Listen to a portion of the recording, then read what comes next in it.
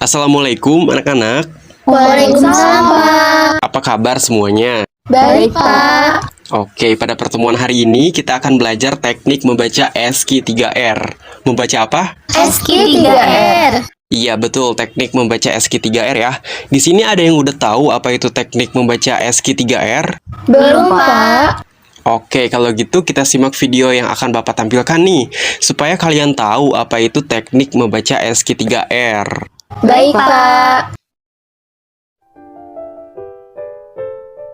Metode ESKI 3R adalah metode pembelajaran membaca yang terdiri dari 5 langkah, yaitu survei, question, read, decide, dan review.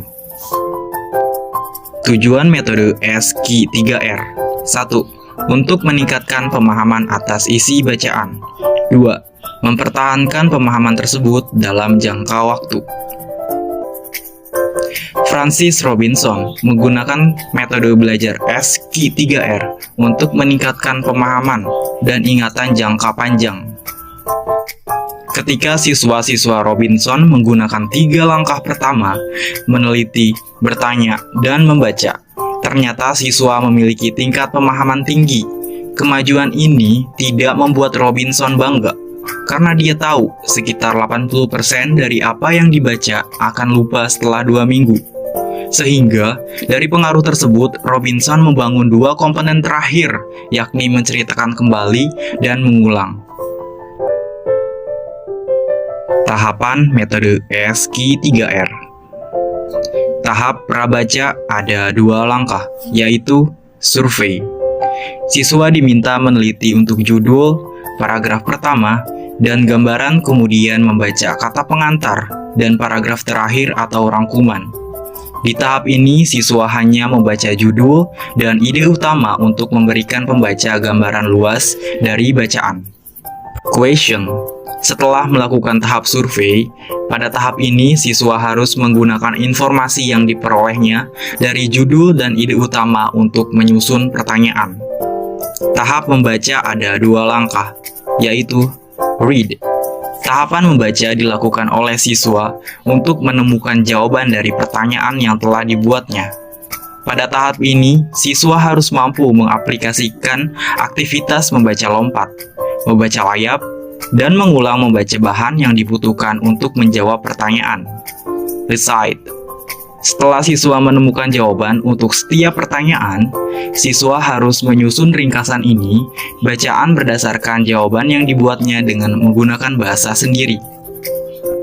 Selanjutnya, tahap pasca baca. Ada 1 tahap, yaitu review. Pada tahap ini, siswa diminta melihat kembali bahan bacaan dan membandingkan tulisannya dengan bahan bacaan yang sebenarnya.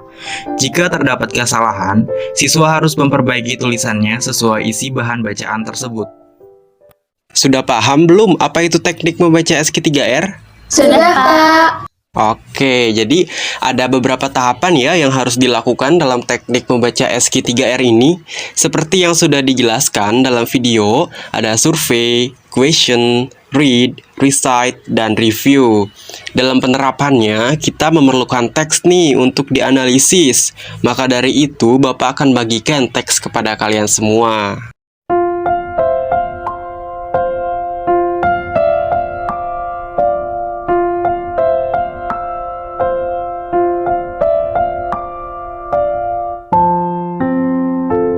Oke, sekarang kalian perhatikan teks yang sudah Bapak bagikan.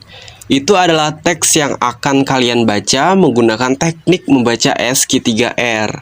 Teknik pertama yang akan kita gunakan adalah survei. Silakan disurvei dulu teks tersebut.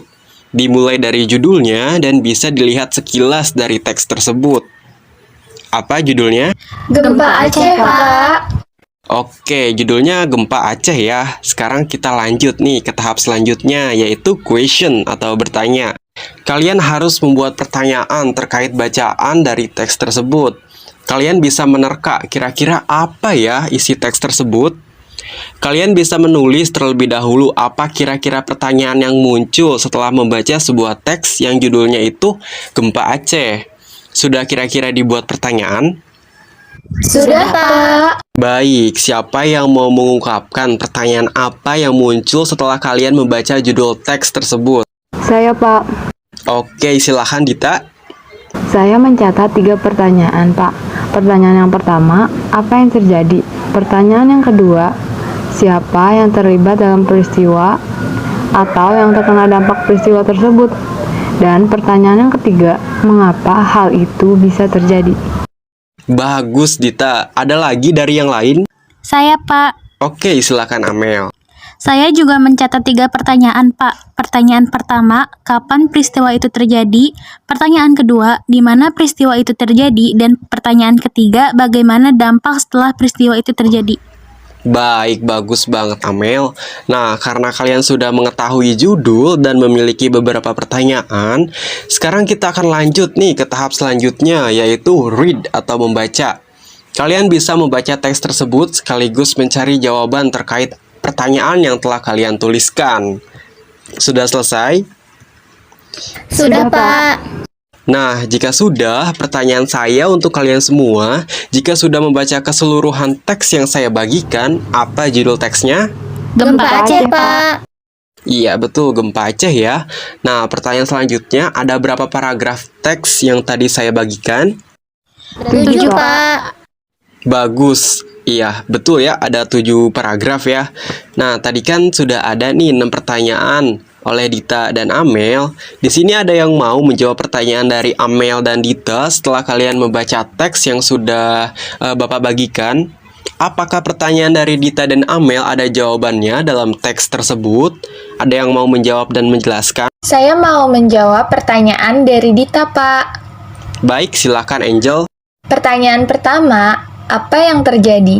Jawabannya adalah gempa bumi disertai tsunami di Aceh. Selanjutnya, pertanyaan kedua, siapa yang terlibat atau yang terkena dampak peristiwa tersebut? Di dalam teks disebutkan bahwa yang terlibat atau yang terkena dampak adalah penduduk Indonesia, terutama orang yang di kawasan pantai barat Aceh dan Sumatera Utara dan negara kita sekitarnya yaitu Malaysia, Thailand, pantai timur India, Sri Lanka, sampai pantai timur Afrika. Pertanyaan ketiga, mengapa hal itu bisa terjadi? Karena kekuatan gempa yang mencapai 9,0 Richter dan juga disertai dengan tsunami. Berarti semua pertanyaan yang dibuat oleh Dita terdapat jawabannya dalam teks ya? Iya, Pak. Oke, yang lain ada yang ingin menjawab pertanyaan dari Amel?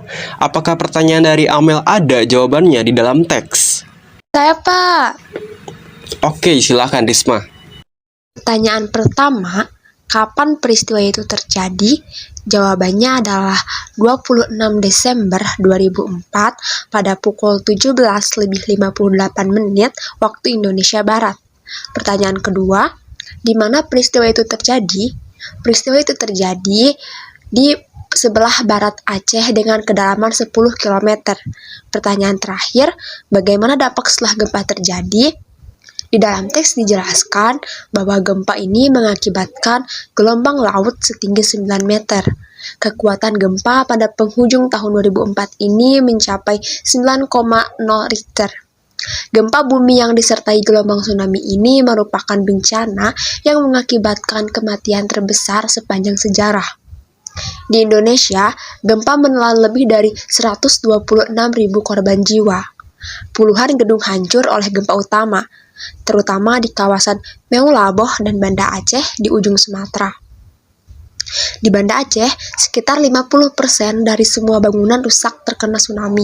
Sedangkan untuk korban jiwa disebabkan oleh tsunami yang menghantam kawasan pantai barat Aceh dan Sumatera Utara. Gempa ini yang paling lama karena berlangsung sekitar 10 menit. Sudah, Pak. Semua pertanyaan yang ditanyakan Amel juga ada jawabannya ya di dalam teks. Iya, Pak. Nah, sekarang kita lanjut ke tahap selanjutnya, yaitu recite atau menyusun ringkasan bacaan berdasarkan jawaban pertanyaan kalian dengan menggunakan bahasa sendiri. Karena sudah ada 6 pertanyaan dan jawaban dari teman-teman, coba siapa yang mau berpendapat atau meringkas hasil bacaan dari jawaban teman-teman kalian tadi? Saya, Pak. Oke, silahkan Reti. Gempa di Aceh pada tanggal 26 Desember tahun 2004 mengakibatkan gelombang laut setinggi 9 meter yang menyebabkan tsunami dan menelan sejumlah korban dan tempat tinggal serta menghancurkan gedung. Gempa ini yang paling lama karena berlangsung sekitar 10 menit. Gempa berkekuatan 0, Richter ini disertai dengan tsunami yang mengakibatkan kematian terbesar sepanjang sejarah dan berdampak kepada daerah-daerah yang ada di sekitarnya. Baik, terima kasih Reti. Nah, kalau begitu mari kita review. Kita lanjut nih ke tahap selanjutnya. Apa kira-kira jawaban dari teman kalian tadi sudah benar dan sesuai dengan isi di dalam teks? Sudah, Pak. Nah, jika sudah benar dan sesuai, inilah yang dinamakan pembelajaran membaca cepat dengan menggunakan teknik SQ3R. Apa itu S? Survei. Iya, betul. Yang kedua Q. Apa itu Q? Question. Betul, question ya atau bertanya. Lalu R yang pertama? Read. Betul, read atau membaca ya. Lalu R yang kedua? Recite. Iya, betul, recite yang artinya menyusun ringkasan. Kemudian ada R yang terakhir. Apa itu? Review. Betul, review ya ataupun meninjau kembali. Itulah dia teknik membaca SQ3R. Sekarang kalian sudah lebih paham kan apa itu teknik membaca SQ3R dan tahap-tahapannya? Sudah, Pak. Oke, kalian bisa menggunakan teknik membaca SQ3R ini ketika akan membaca buku ataupun membaca teks. Jika sudah paham semua, maka Bapak tutup pembelajaran hari ini karena waktunya juga sudah habis ya. Sampai jumpa minggu depan. Wassalamualaikum warahmatullahi wabarakatuh. Waalaikumsalam. Terima kasih, Pak.